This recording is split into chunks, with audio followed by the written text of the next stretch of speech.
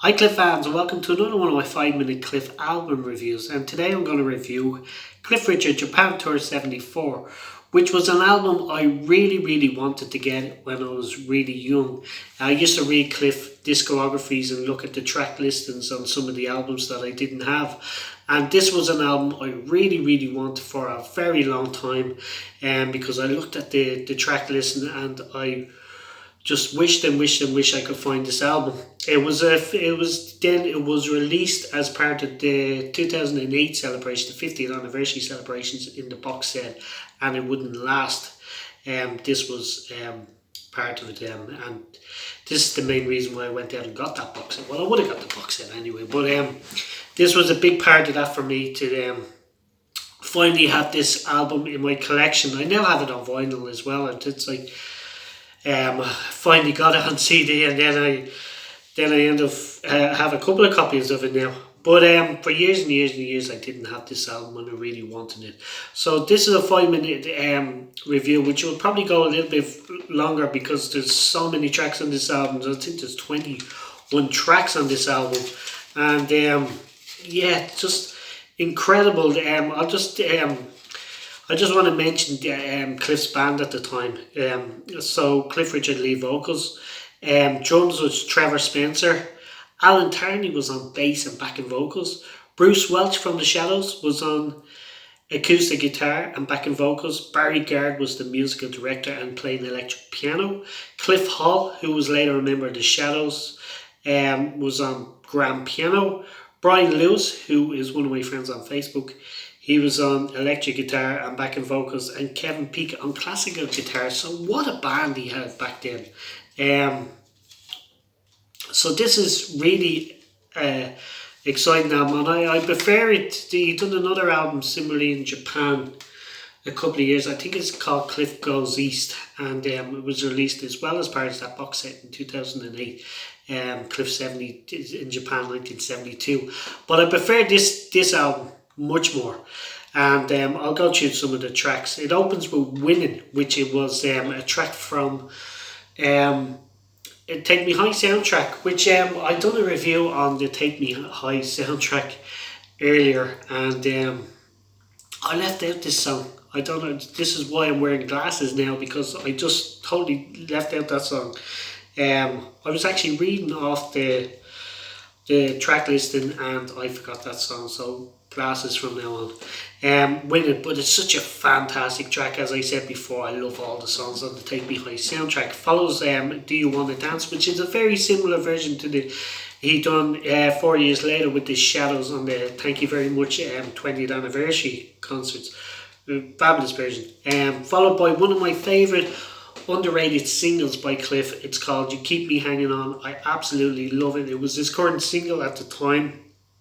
Absolutely love this song. I think this is probably the last time he ever sang it on tour, which is unfortunate because I love him to sing that one live.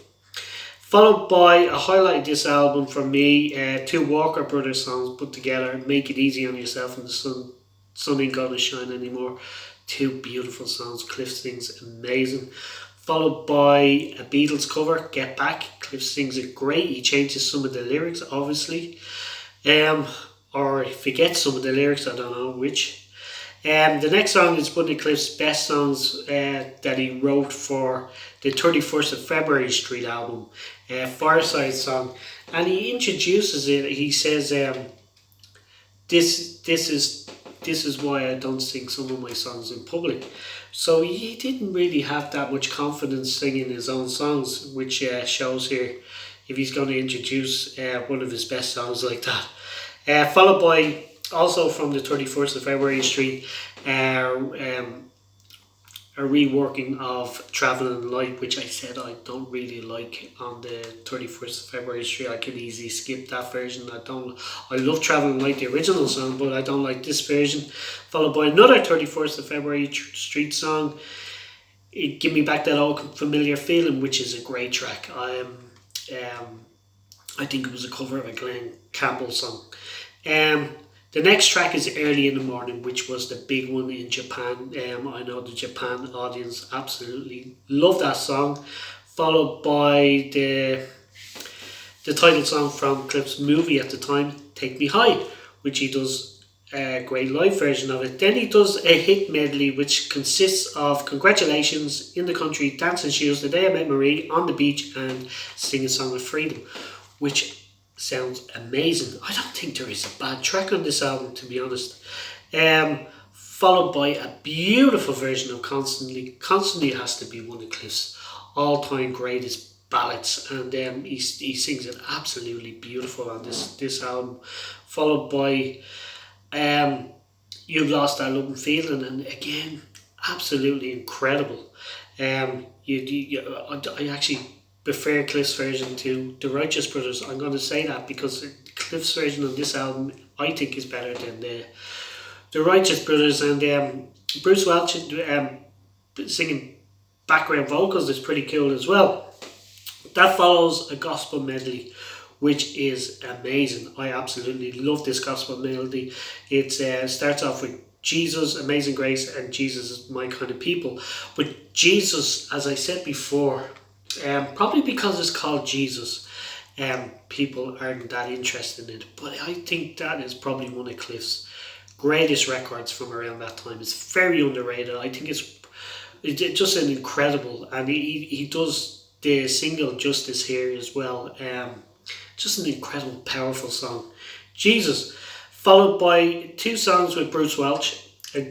Bruce Welch joins him on the microphone for the two songs they wrote together, Don't Talk to Him and Bachelor Boy. And during Bachelor Boy, they sing it as a duet, which Bruce Welch sings one of the verses himself, which is great to hear as well. That follows a rock medley, His Latest Flame, Chantilly Lace, Boney Maroney, Do You Want to Dance Again, and Crocodile Rock, which was a big hit for Elton John around that time. Absolutely fantastic. Followed by Higher Ground, which is a gospel song. Cliff actually featured on the gospel shows around that time. There's an album out as well called, the same year, 1974, he released a gospel album, live gospel album called Help It Along, and that's featured on that one as well. Followed by the big single around 1972, he had a big single called Sing a Song of Freedom, which was actually banned in some countries. You're not allowed to sing about freedom in some countries back then.